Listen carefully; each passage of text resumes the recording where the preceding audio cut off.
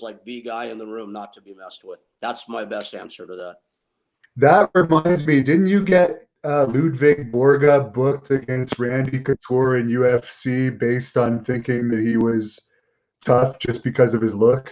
That's exactly. Well, Art Dora was the booker at that time, and I had to talk Art into that booking because he was starting to catch on to the guys that that looked the part and weren't necessarily the toughest.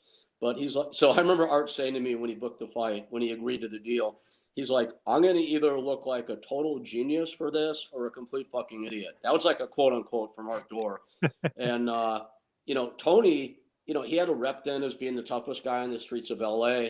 He was, the heavyweight boxing champion of Finland, for whatever that's worth. I can't imagine. And, talk about looking the part back then. We all know he knocked out Scott Norton in a bar, and Scott's considered one of the toughest guys in pro wrestling. I mean, granted, it was a sucker punch and all that. But, at 6'5" and at 315 pounds and put together, which was huge for back then, he looked like the guy that was going to kill everybody. And, when he cut his promo on the pre-tapes, I'll never forget. People were genuinely scared of him. There were 3 fights booked before, of course, there were 3 fights booked before Couture came in as the opponent. First, it was Jason Farron who dropped out, and it was a couple of others.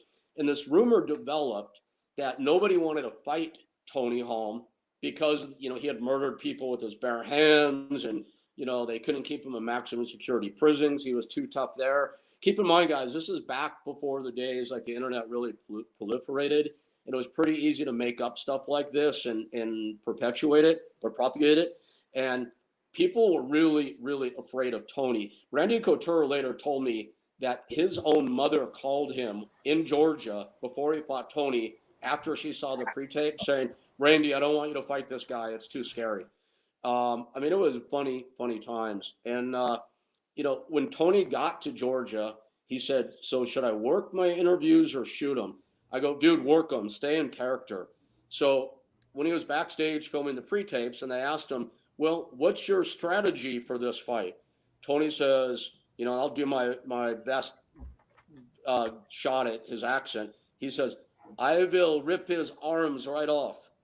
And the lady looks at him and goes, "Well, that's an interesting strategy. What if that doesn't work?" He goes, "Then I'll rip his fucking head off." And that was it. And he got up and stormed out of the room. And people were afraid of him until the bell rang, and it was all over in less than a minute. That's funny. He's become